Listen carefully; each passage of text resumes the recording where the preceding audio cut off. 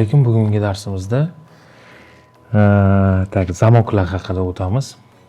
Zamoklarni qanaqa qilib tikishni, uni turini o'zgartirishini, sabachka yoki slaydlarni o'zgartirishga o'rganamiz. Qanaqa qilib o'zgartirsa bo'ladi. Avatarni tanlaymiz. O'g'il bola bo'lsin. Xo'p.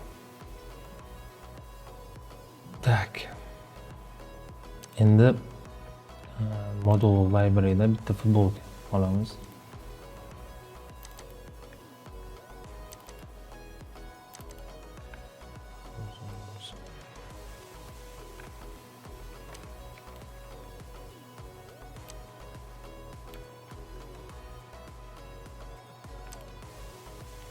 Turgan pozasini o'zgartiramiz.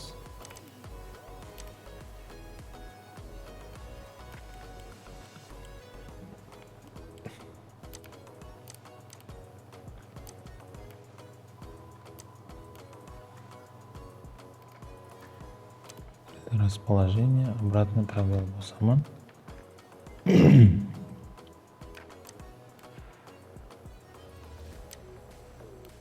Fast GPU'ga qo'yib qo'ysam tezroq bo'ladi.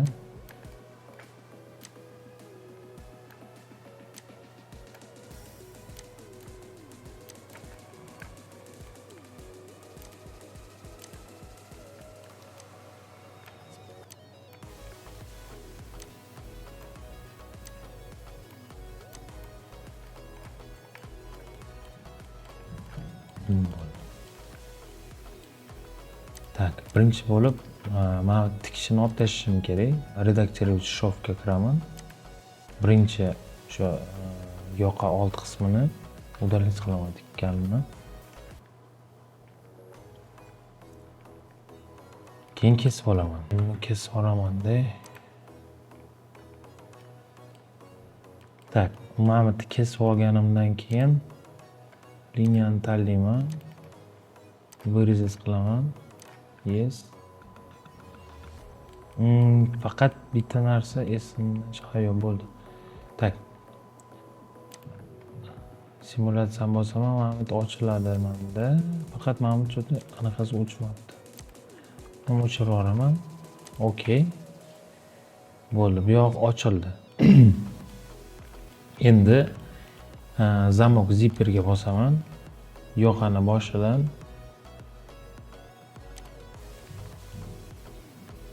pastgacha olib kelaman.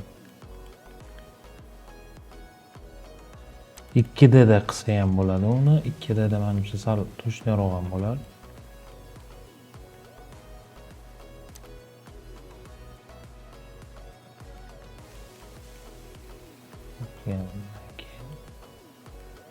Shu boshida bir marta bosilgandan keyin o'sha bosh shart emas, oxiriga prosta kelganda, oxiriga kelganda 2 marta bosiladi. Shunda mana yakaba mana bitta iplari hosil bo'ladi. Bo'ldi. Endi simulyatsiyani bosaman. Probel. Zagonimiz tikildi. Yengimiz nimagadir choq o'chib ketgan. To'g'rilab olamiz. Bitta choq o'chgan ekan. Okay. Oldi taraf pastdan tepaga. Probel. Bo'ldi.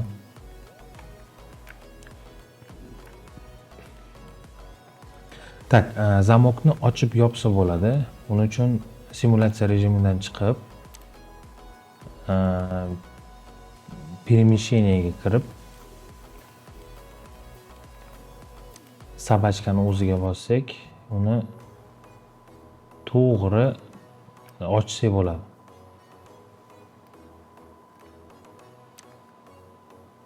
Mana o'sha liniya bo'yicha ketadi. Bu yoqda mana sal chuqurroq bo'lgani yaxshiroq. Hozir mana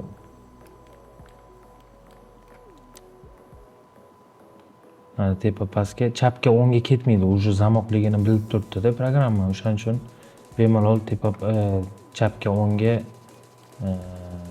mabodo mushga ketib qoladigan bo'lsa, hech narsa strashniy narsa emas.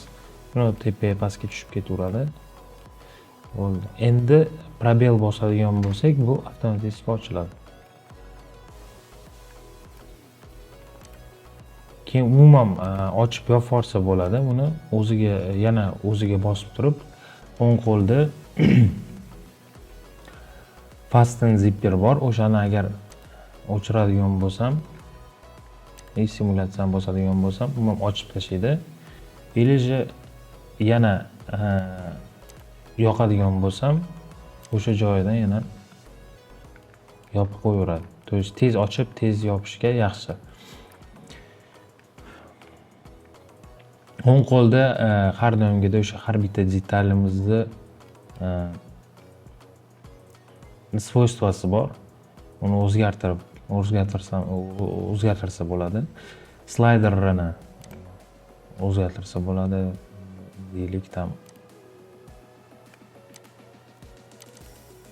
bunaqasiga yoki pullerini o'zgartirsa bo'ladi. Savachkasini. Mana bunaqa kolso bo'lsin. Tak, keyin tepadagi stoperini o'zgartirsa bo'ladi. O'zgaradi. Pastga qo'ysin. И pastdagi stoperini ham o'zgartirsa bo'ladi. Tak, mana sabachka yoki slayderlarni hammasini boshqasini skachat qilsa ham bo'ladi internetdan. Uni отдельно bir dars qilib ko'rsatamiz, xudo xolisa. Juda katta tema ham. Qulay, juda qulay narsa. Tak, teksturasini o'zgartirsak bo'ladi.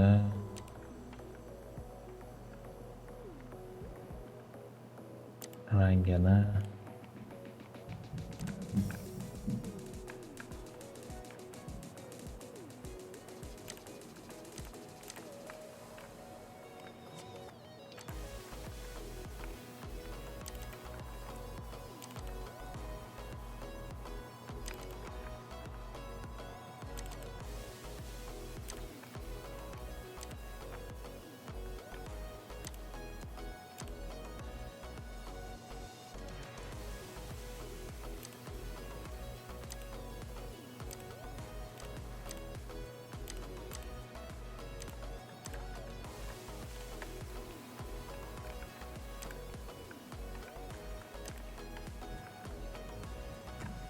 tak,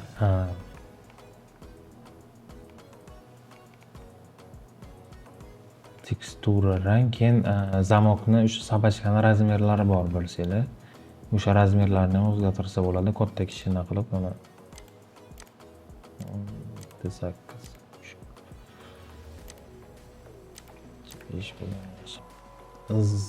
zamok molniyani o'zgartirish qanaqa qilib o'zgartirsa bo'lishini qarang qilib o'zgartirsa bo'ladi, shuni ko'rib chiqamiz.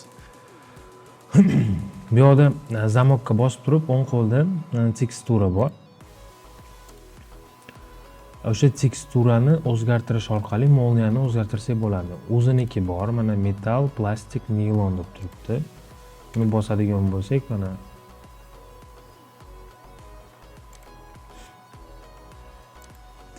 teypga ham kirib, xuddi o'shani bosishimiz kerak bo'ladi. Tak, endi ustidagisini mayda bo'lib qolgani uchun o'chirib tashlaymiz. Ustidagi mana test deb yozilgan, o'shani o'chirib tashlasak, mana anaqani o'zi tushadi, molniyani o'zi tushadi. Endi xuddi shunaqa qilib internet rasmdan, любой bitta rasmdan ko'chirib olsak bo'ladi molniyani. Qanaqa qilib? Internetga kiramiz. Tak, mana. Deylik, men уже topib qo'ydim. Endi zamok molniya deb yozdim-da. Buni уже любой bitta molniyani olib qo'ysak bo'ladi. Qanaqa qilib qilsa bo'ladi buni? Tak. Molniyamiz ustidan tushirilgan, tekis tushirilgan bo'lishi kerak bo'ladi. Yonmachasiga bo'lmasligi kerak, chunki bo'lmaydi. Bu mashina olganmiz, давайте mashina olaylik, более-менее chotkiroq bo'ladi. Qanaqa qilib qilamiz? Print screenni bosamiz klaviaturada. Print screenni bosgandan keyin to'rt burchakka bosib, o'zimizga kerakli joyini belgilab olamiz. Deylik, menga mana shunaqa razmerda kerak bo'ldi. Endi Paint ga kiramiz. Paint ochiladi. Paint ga kirgandan keyin stavить qilsak, o'zimiz rasmimiz tushib qoladi. Keyin обрезать qilamizda, rasmni o'zini qoldirib, сохранить qilamiz. Сохранить как-то изображение в формате JPG или же PNG farqi yo'q. Ikkalasi ham bo'laveradi. Tak. 4.9 bosdim. Okay. Endi yana bitta narsaga e'tibor beraylik. Mana hozir сохранить qilayotganimda qaysi papkaga tushayotganini ko'rishimiz kerak. Обязательно mana shu papkaga tushishi kerak bu. Disk C da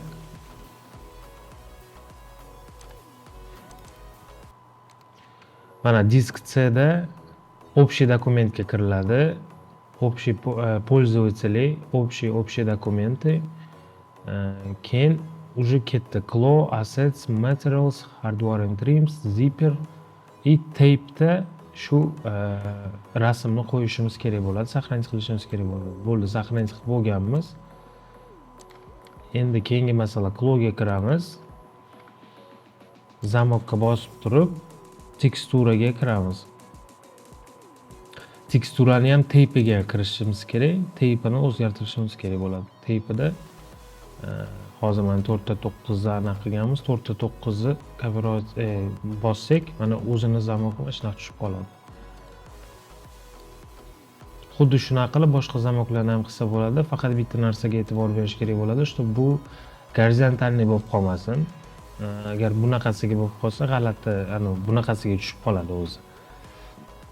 Поэтому agar gorizontalniy rasm olgan bo'lsangiz ham, mana shu Paint ga o'tkazib 90 gradusga o'zgartirsangiz bo'ladi. Endi saqlanib qilasiz, bo'ldi, chiqib ketaverasiz.